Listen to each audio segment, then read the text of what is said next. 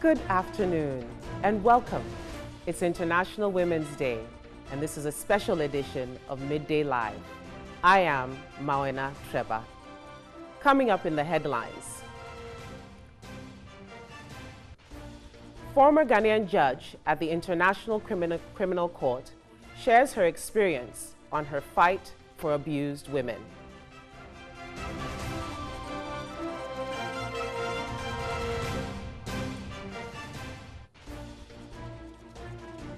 We will also get up close with a Ghanaian female Air Force pilot.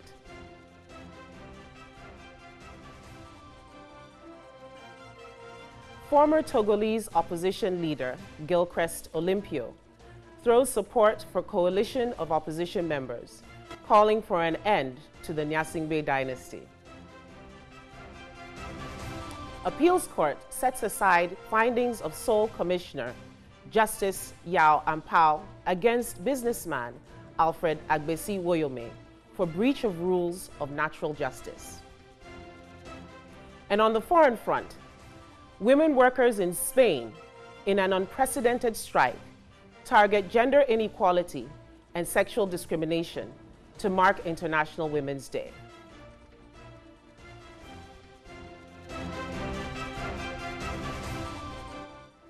We have business news, entertainment, and sports all coming up shortly. Let's go to our first story.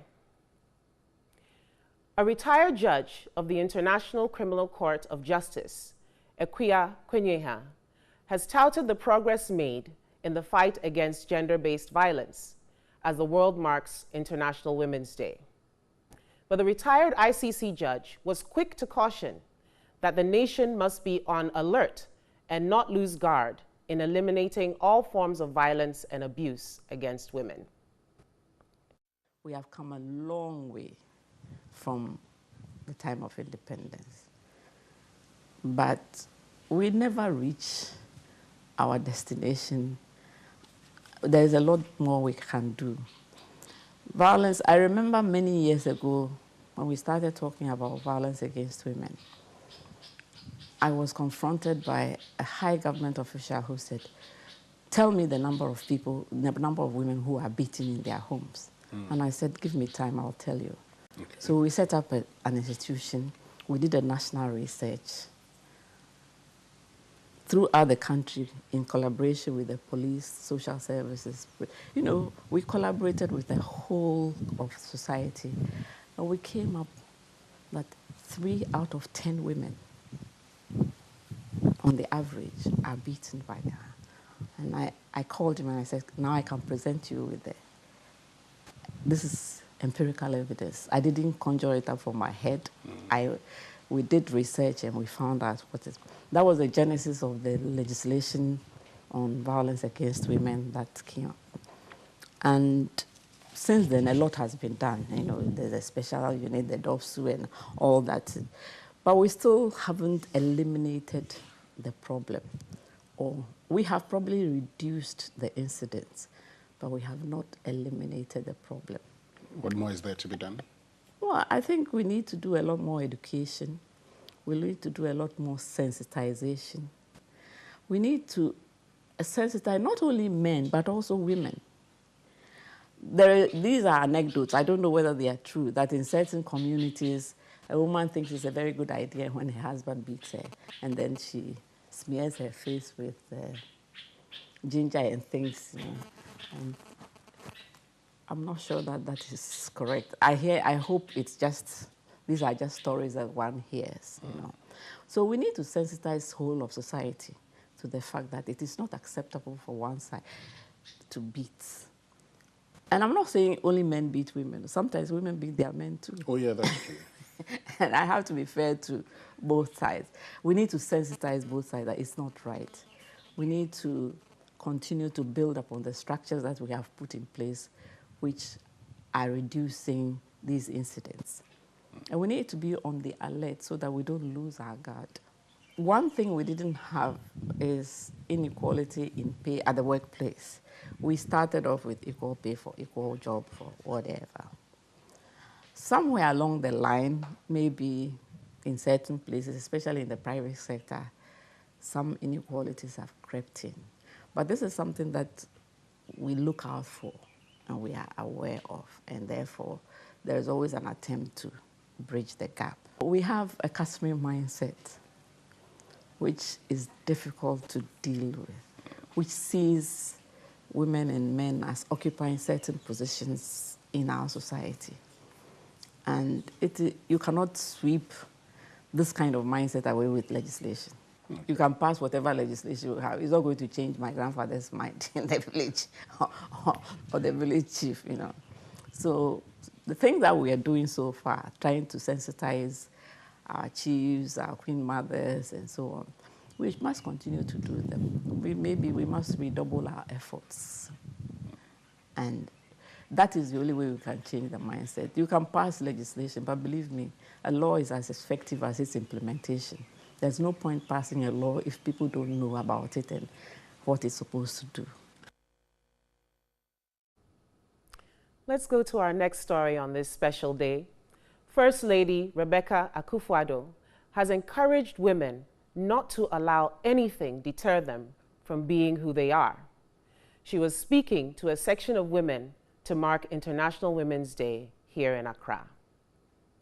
Girls more than boys are unable to advance beyond SHS as a result of poverty, early marriages, teenage pregnancy, and other socio-cultural factors.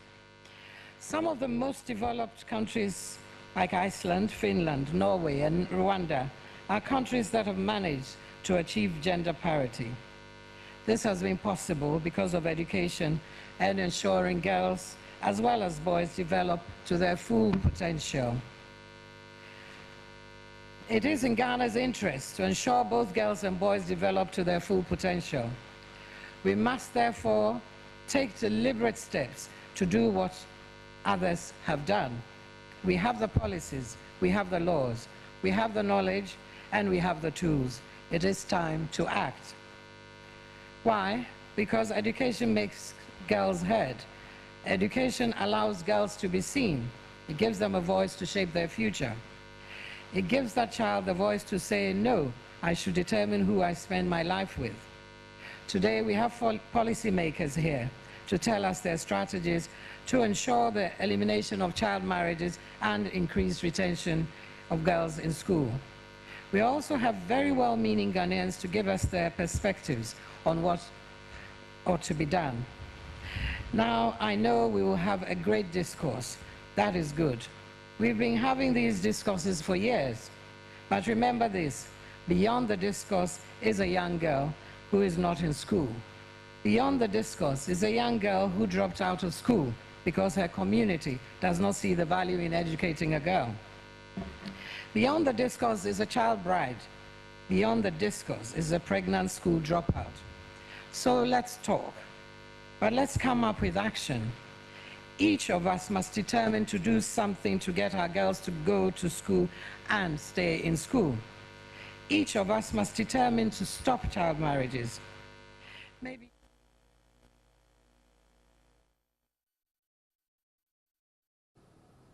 Let's go to another story about a woman breaking barriers. 11 years ago, she braved the odds to enter a male-dominated profession. Her determination, hard work, and ability to rub shoulders with male counterparts is a delight to watch. As we celebrate International Women's Day on 8th March, let's introduce you to Ghana's first female police officer, Corporal Mary Efua Yani.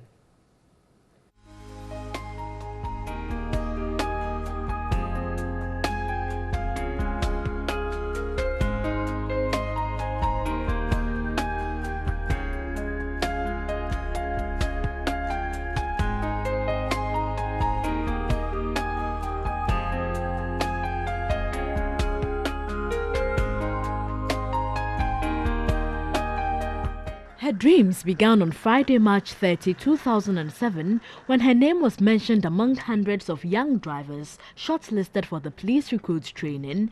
It was an intimidating experience, but then 26-year-old Mary Efwa did not give up and eventually passed out in 2007.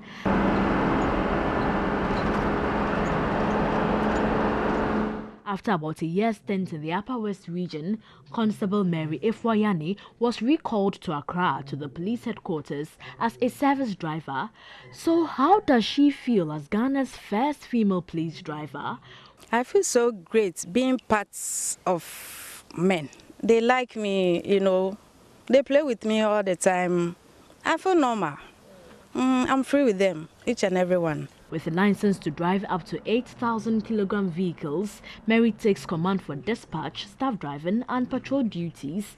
Her memorable and most difficult assignment was during the visit of U.S. President Barack Obama. She led the convoy as the sweeper under the command of an American policewoman. Mary, as part of her job, has driven high-profile officials in Ghana.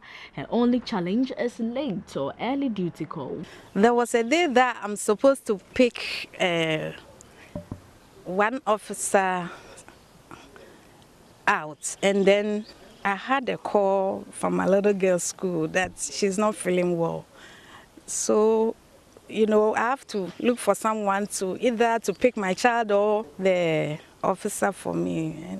But the way the calls were kept on coming from the school, I have to ask a colleague to do my job and then pick the little girl. She had a message of inspiration for women. Female, wake up. Don't depend on anyone. Just be yourself, whatever you want to do. Even when you see men doing something and you feel like you want to join them, go ahead. Don't be discouraged.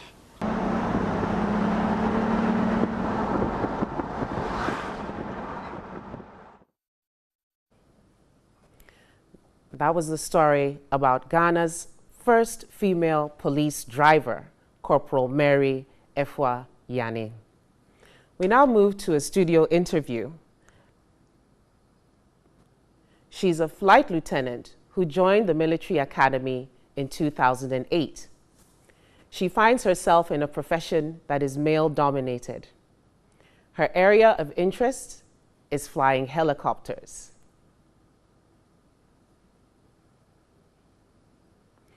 Flight Lieutenant Christiana Efia Amponsa joins us today on International Women's Day.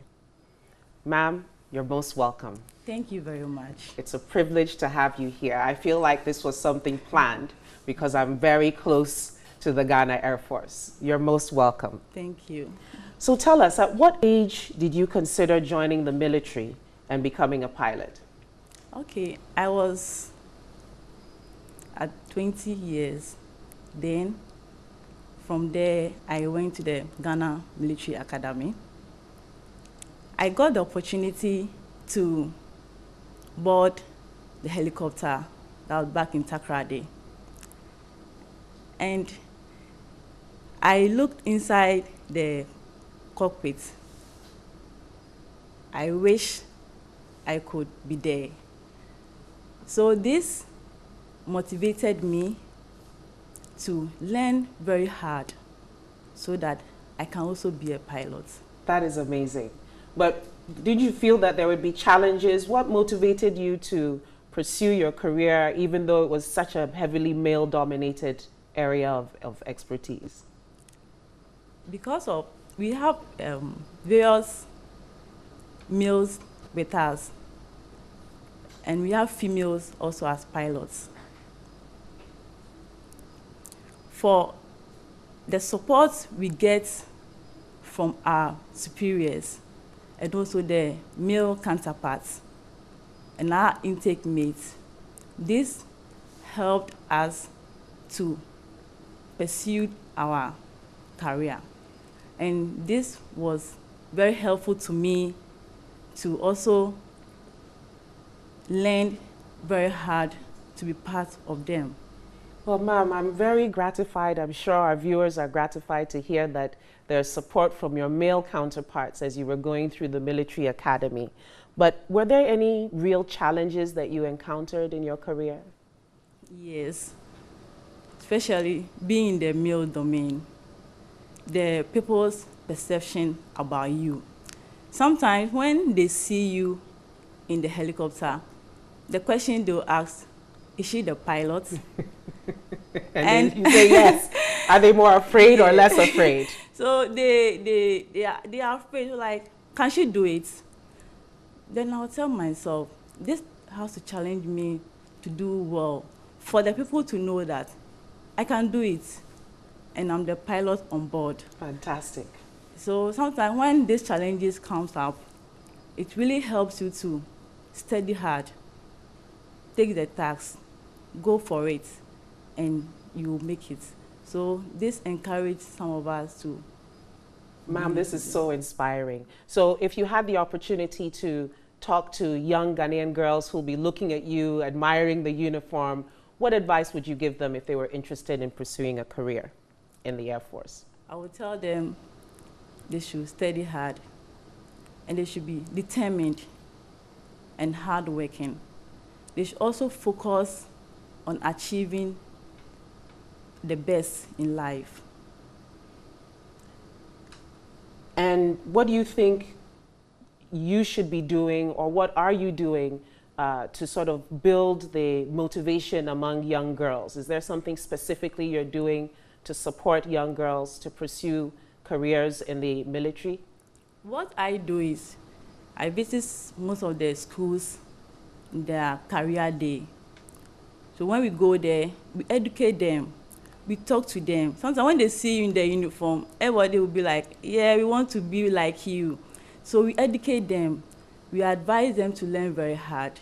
And we also give them the opportunity to come to our base, that's Air Force Base, for them to also see what we do as a woman. And have the experience. Yeah, have the experience. Fantastic. So because of this, we are having more females. When they see, Mom, I want to be like you, I want to join you. And it's really nice to see children around you. Well, thank you so much, ma'am, for being such an inspiration. I want to thank you for coming today on this special edition of Midday News. Thank you very much. Moving to our next story. 35-year-old Patience Bwedu had no intention of becoming a cobbler. Initially, Patience had been married to a cobbler who sadly passed away. After her husband's death, she took over his business and is excelling in the male-dominated profession while catering for her 2 children. As Ghana joins the world to celebrate the role of women in society, Jocelyn Wood visited Patience and has come through with this report. Patience used to be a cleaner at a firm here in Accra. Occasionally, she would assist her husband in her free time mend shoes. After the death of her husband in 2014, she was compelled to quit her job due to low remuneration. With her 2 children and no support, she braced up, turned a deaf ear to public opinions, and perfected the act of shoemaking. For now, she lives at Adentan but operates a makeshift shop at Kanda, where clients are offered excellent service in shoemaking. Patience Bwedu says she has no regrets and enjoyed every bit of the journey to become a cobbler. Occasionally, some clients doubt her abilities, but her work always leaves them dumbfounded. Michigan anya na menyahu oba oye shoemaker entimedu ya okatra me say onu ye shoemaker no na a surprise me ampa me de mpabo na na oye metia na bie na for de mpabo abre no ha na oye ni nyina ntini ma won say oye ade omu a adwuma ne bomu ba omu anso ana eden atiko ba etiko kra anya se de ebedi de eden yenya ebe o mitime ya adwuma nya be 1 million kra obi o ba de ka simi na me adwuma wa ha. The business is profitable. I am able to take care of my kids. Sometimes I get 100 cedis when the business is good. Some clients are always surprised to see a female cobbler. Initially, when I brought my shoe, I thought she could not do it, but to my surprise, she worked on them perfectly. that currently she does not have any apprentice or support staff and does shoe repairs manually. She entreated the public to support her with some machines to enable her work faster to meet tight deadlines for her numerous clients. Patience encouraged women to challenge the status quo by venturing into male-dominated professions. Patience Bodi is a living example that career choices should not be influenced by gender and looks forward to seeing more women cobblers. We're taking a short break. We'll be back with more stories.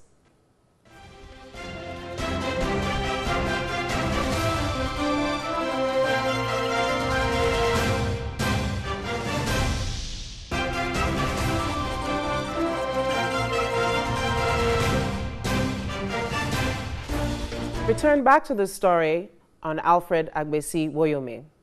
The Court of Appeal has set aside the findings of the sole Commissioner Justice Yao Ampao against businessman Alfred Agbesi Woyome for breach of the rules of natural justice. The three-member panel, presided over by Justice Victor Ofwe, also made an order for the findings to be expunged from the white paper dated 18th November 2015, and the report of the sole commissioner, the findings and decision pertaining to the businessman. However, the order of the apex court for the businessman to pay all the money paid him by the state still stands. We go to Selom Amenya, who's a court correspondent.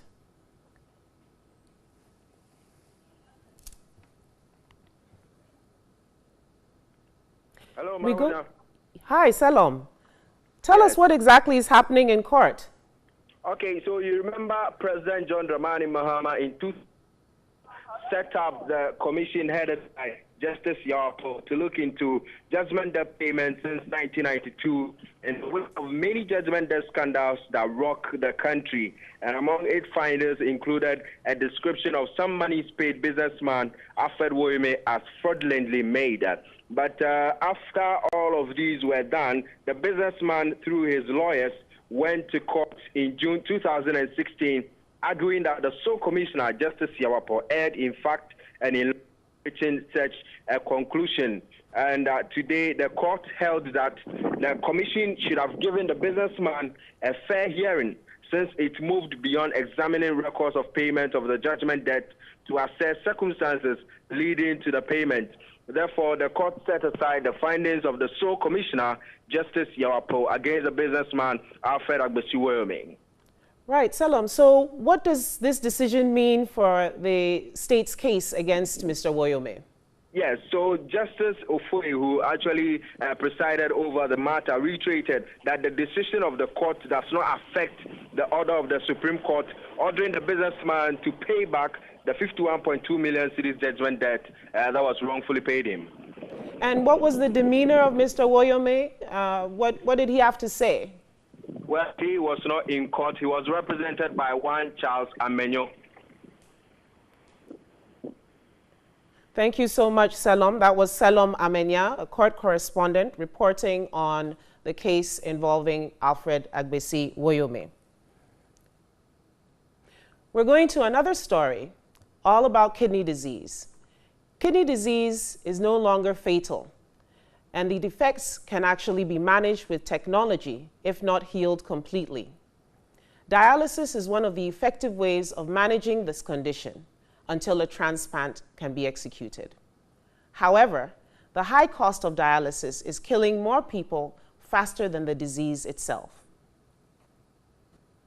An infected kidney was like a death sentence in the past, but infected persons can now live. They must ensure healthy lifestyle and consistent dialysis.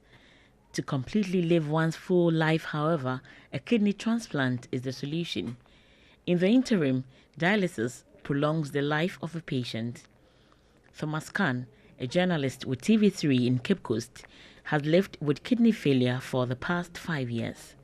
Khan's visit to the renal unit of the Cape Coast Teaching Hospital is regular. Dialysis sessions is what is saving him now. He weighs 71 kilograms, and that is risky for his health. Maintaining a dry weight of 65 is key to improving his health. He has to shed some 5 kg of fluid, but his kidneys cannot do it. Therefore, he has to rely on dialysis. The dialysis would remove the excess fluid as well as the toxins. You understand? And that's what this whole process is about. And so you can see that now if you look at Thomas's hand, you have these tubings that are connected to his hand. Now we have various access that we use for dialysis. We have the jugular vein access. If you go around, you see that some of our clients here have different access points. You know, some have it on the neck, some have it on the chest, some would also have it on their thigh, and Thomas here is having his on his hand. You understand? And so you can see the 2 tubings, they are colored. You understand? One is blue indicated and the other one is red. The blue one is the venous line and the red one is arterial line. We are using the red one to access blood from the patient, and the blue one is supposed to be returning the blood to the patient. You know, the whole thing started like malaria sort of. So I fell sick and I was admitted at the hospital, and I was wondering what kind of malaria that they keep treating and it wasn't going. So I was in the hospital for an admission for about 2 months. So through the various tests, that's when later it was realized to be a kidney failure, and it wasn't easy for me. A lot of people are dying out of these diseases, and it seems the health insurance doesn't cover, and you have to pay for it. If you don't have it, you are dying, and you will die. Treating kidney without support is a death sentence, but Khan is fortunate. His family and friends are around him.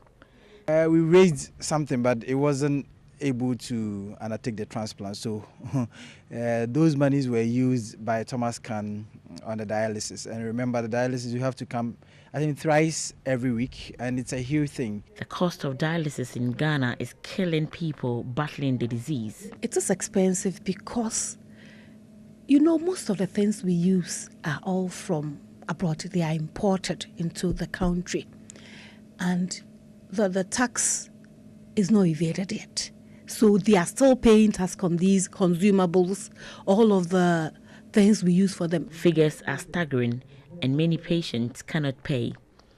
75 people died at the Cape Coast Teaching Hospital last year because they could not pay for dialysis. At a point, you'd realize you can sell your whole mansion for the dialysis and still would have to continue. What happens after exhausting whatever you have? If I sell this whole building for my dialysis and I exhaust everything, at the end of the day, I am still a patient who needs to be cared for. To worsen matters, the National Health Insurance Scheme, though covers some medications for kidney treatment, a larger chunk has to be paid for by the patient. You can't do any project because all your monies go into their drugs and this dialysis. You can't do anything. The little money you have, you must keep them alive. In some jurisdictions, the dialysis is fully catered for by central government.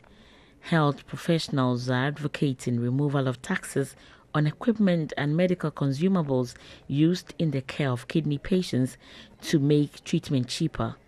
We are asking the government to at least help with the taxes, bring the cost down.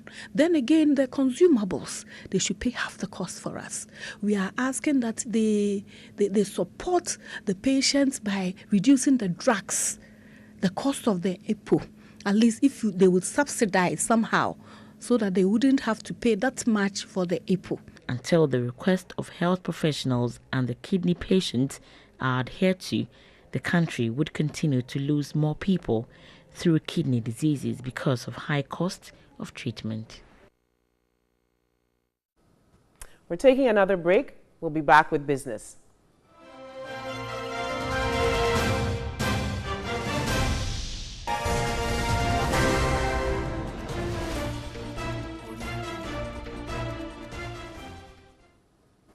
We're back with business news on this special edition of Midday News. The Director General of the Ghana Revenue Authority Emmanuel Kofi Intim, wants companies who have defaulted in their tax compliance to take advantage of the Tax Amnesty Act and regularize their tax affairs. The tax amnesty is available from now till September 30th, 2018. The Tax Amnesty Act 2017 Act 955, passed by Parliament in December 2017, is aimed at facilitating the regularization of the tax affairs of persons and companies who have defaulted in meeting their tax obligations. The tax amnesty is expected to rake in some additional revenue between 300 and 500 million cedis. Commissioner General of the Ghana Revenue Authority, Emmanuel Kofi Inti, said the move is expected to improve tax compliance and broaden the tax net. For us at the GRA, we believe that if we do very good enforcement of these measures, it should lead us to be able to achieve our target. He, however, indicated that the amnesty does not apply to persons or companies who are already under audit or investigation by the GRA. According to him, companies that fail to take advantage of the amnesty will face the full rigors of the law and face prosecution. I wish to say that as a compliance measure, this is the last time GRA, and for that matter, government is offering a tax amnesty for defaulting businesses and persons. I therefore call on all persons, any income, who have defaulted in the submission of their tax returns and payments, or who have not previously registered with GRA, to take advantage of the amnesty, come clean and regularize their tax affairs.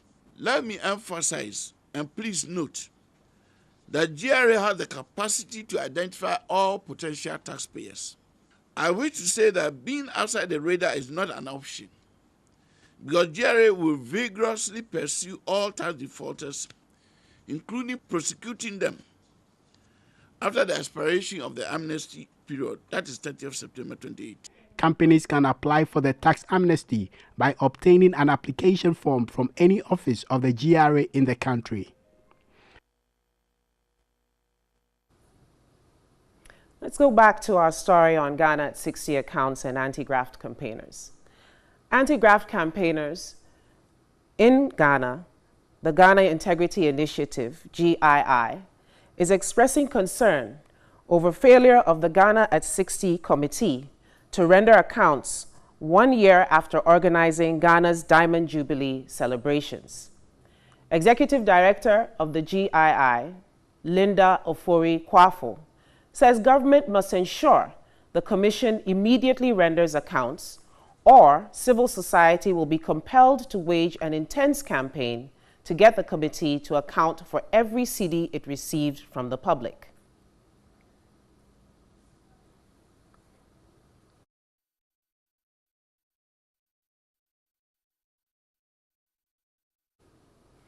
That's it for business. We'll be back with sports with Dorcas Asante.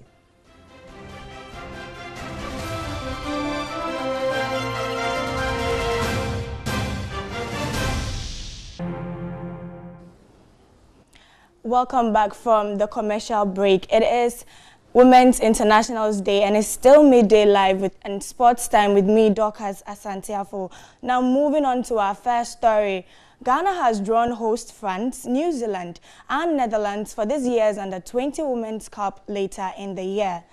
The Black Princesses will open the tournament against the host on August 5th before facing their other opponent group. The draw will test the Princesses' resolve to make it out of the group, but sports journalist Rosalind Amo reckons with good preparations, everything is possible.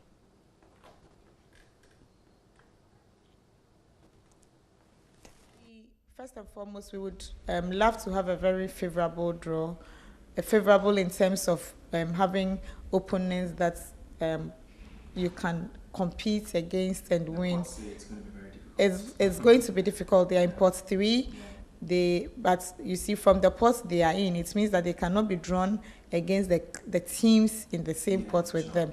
So they are likely to get some of the top sides. But for me, I always say that it is not just about the draw, it is also about the preparation. If you get a soft draw and you don't prepare adequately for it, you cannot do well. So you need to prepare well to make sure that, because if you want to be world champions, you need to beat everybody. In the past, our preparations have not been so good. We wait till the last minute, then we give them 2 weeks training abroad. They don't get to play top-notch international friendlies, which will try them, bring the best out of them, let them know their flaws, let them know their strengths, so that when they come up against such opposition, they are able to withstand it. So if we resolve as a nation to invest in that business or in that venture and make sure that they prepare adequately, but not just keeping them in Ghana, making them play among themselves, and then 2 weeks where competition, you fly them out to go and play against some selected sides.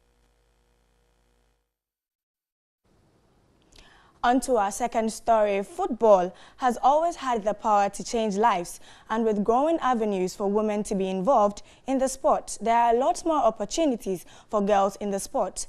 In the following report, Fati Salifu, a student of the Right to Dream Academy, traveled to the Gambaga Witches village to meet the mother of one of many girls who earned a scholarship in the USA and hoping to transform lives through football.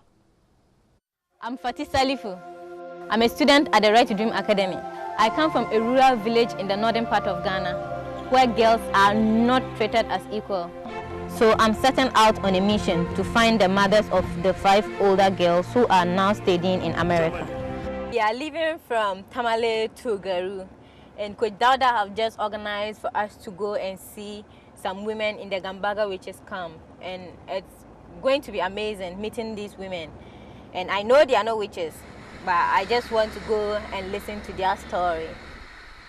Gambaga Witches Camp is a segregated community keeping alleged witches that have been banished from their community.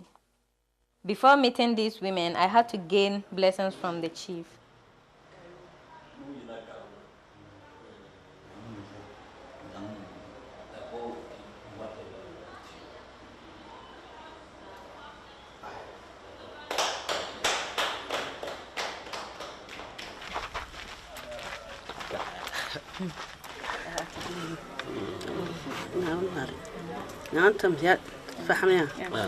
Yega and for yapa nyen kanale big whenever I see ma boka for na board for ma. I would have liked to go to school, and because if you go to school, nobody will look down upon you or trample upon your rights. Nobody cares about us. When anyone has work, they call us to come and work. What I want for you as a human is that you should not follow bad friends and shouldn't listen to people who talk about others. People have now seen the truth about me, but they cannot retract it. They are all sitting here because of the labels people kept on them. And if they don't help each other, then who will help them or who will help one another? So.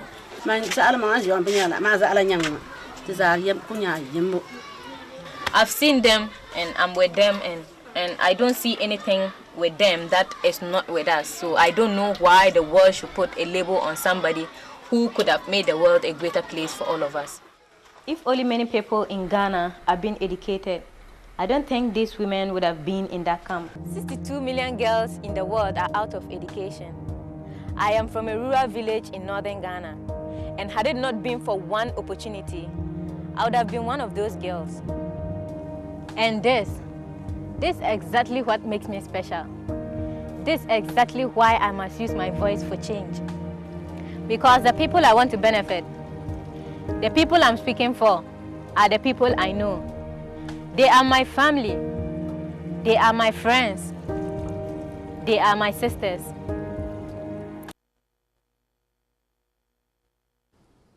On to our last story. It's International Women's Day today, so we are throwing the spotlight on growing disparity between support for male teams and female teams in Ghana, despite giant strides that women national teams have made in the recent years.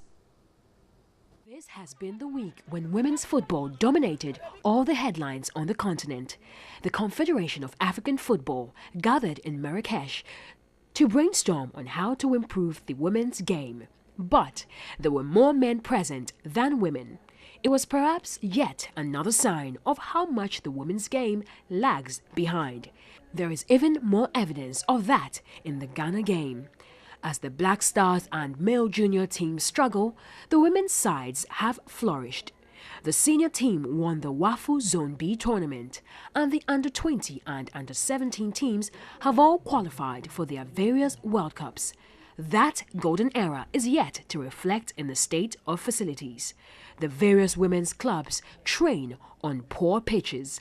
The changing rooms are basic, and the risk factors many. We have a lot of difficulties sometimes with our pitches, and then find it very difficult where to train.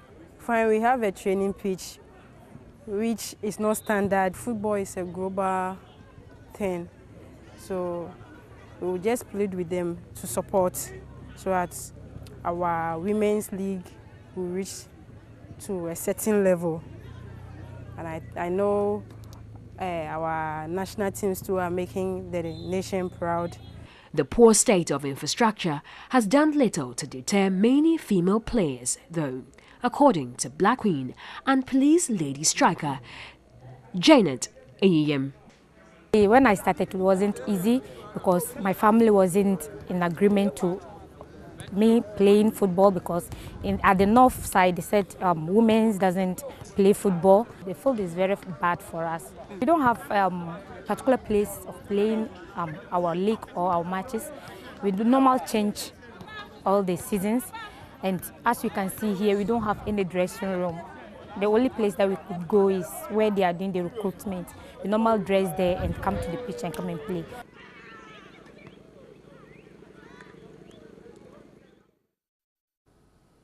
That's all for sports with me, Dorcas Asantiafo. Now handing over to Mawuena. Thank you, Dorcas. Let's turn to some international news now. Work was being halted as part of a 24-hour strike organized by the March 8 Commission and backed by 10 unions and some of Spain's top women politicians. Hundreds of marches with the slogan, "If we stop, the world stops," are planned. International Women's Day events are also being held in dozens of other nations across the world. Women taking part will stop work and have been urged by organizers to spend no money and ditch any domestic chores for the day. One of the effects will be the cancellation of 300 trains, with Madrid's underground network also disrupted. Marches in Madrid, Barcelona, Bilbao, Valencia and a number of other cities were leading events in 200 Spanish locations. Feminist groups only want women to strike to show how important their absence is. But Spanish law does not allow for single-gender strikes, and men were welcome to support it.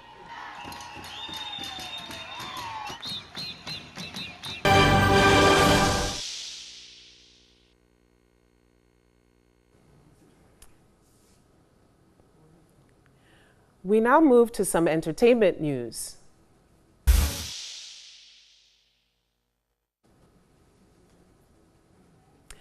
We're back with entertainment news.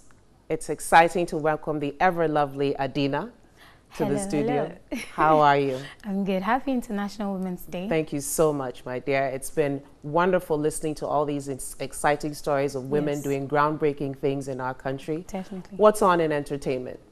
Okay, so on to our first entertainment story. Seeing women excel at male-dominated careers fill her with joy. Della Hayes formed an all-female band in 2008, helping to groom and inspire ladies to start careers in music. Owusu Warai has been interacting with 56-year-old vocalist who finds joy in empowering women. Della Hayes.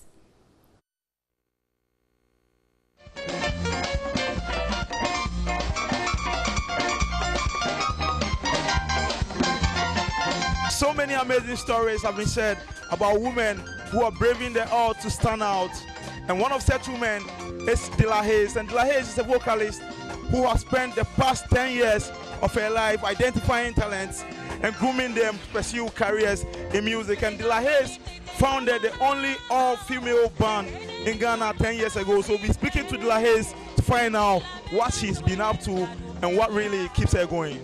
Della Hayes is a lady who has a passion to help women. For her to help the women in the society, she decided to use her music to do that.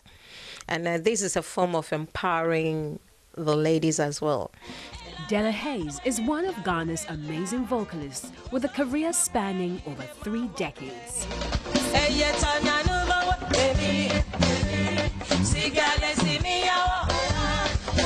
The singer, who embodies hard work and selflessness, has over the period shown keen interest in mentoring other women.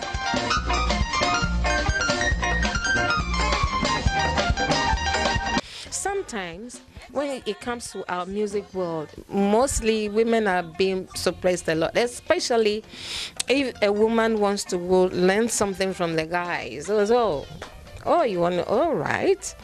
Either they'll coerce you and then, like, okay, be their girlfriends or something. But I think it's not supposed to be like that. That is even the reason why I came up with the girls' band. In 2008, the gifted singer formed an all-female band, a platform which has helped produce enthusiastic and amazing talent. It's a joy. It's a joy alone for me. That alone, keeps me going. We train them for free. And she does pay the teachers to teach them. So whoever is interested will come. So far as you are serious. Thanks to the tutelage of Della Hayes and male trainer Bessa Simmons, several wannabe bassists, keyboardists and trumpeters have realized their dreams.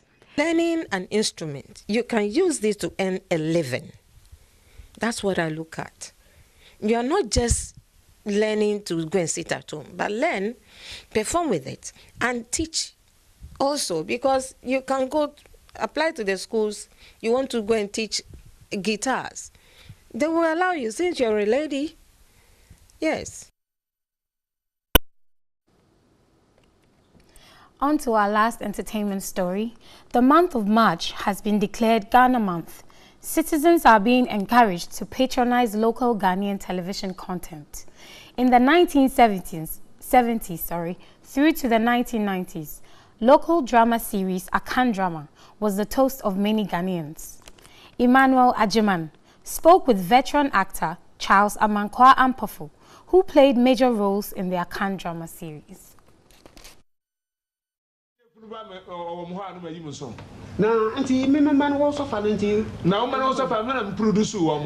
One will have to go through a lot just to watch the likes of Osofo Datse, Koshe, Mame Dokono, the late Super Odi, the late Eski Opon, Dr. Rokoto, just to mention a few. Those who are television sets were few at the time. People would have to carry chairs to houses where there were television sets, and some peep through windows before they can have the opportunity to watch a Akan Drama. Charles Amankwa Ampofo, playwright, poet and dramatist, who for more than 2 decades has thrilled television viewers and listeners on radio with his skills in drama, shared how the Akan Drama series started on television. Mekaise Osofo Dazi Neshasi 1972. Bibi by Emma nearby and say say now Osofo Dazi for Waru to Kwan. Say Kwan of Faso na nye GBC there. Into where says Sadia or bury another group account now a little bit competition. Into Ena Obra or by that was 1982. That is about 36 years ago. What the Mbeshasi say. Yeah, so yeah, Akan Drama. Nti shase no ne Mame Dokono, David Ontome, the late Adwoa Bankwa Dudu, Abi Adachi, Mary Brown, and Tio Uklu, and pay and the shase and the station master Joe Aisen. Amankwa Ampofo further stressed the need to have local content on television to correct some of the social vices. So this has been the entertainment news, and it's been amazing, hosting or co-hosting today. Absolutely. Adina, thank you so much. It's been fantastic. It's been our privilege, and we wish all Ghanaian women a very happy International Women's Day. Thank you. Thank you.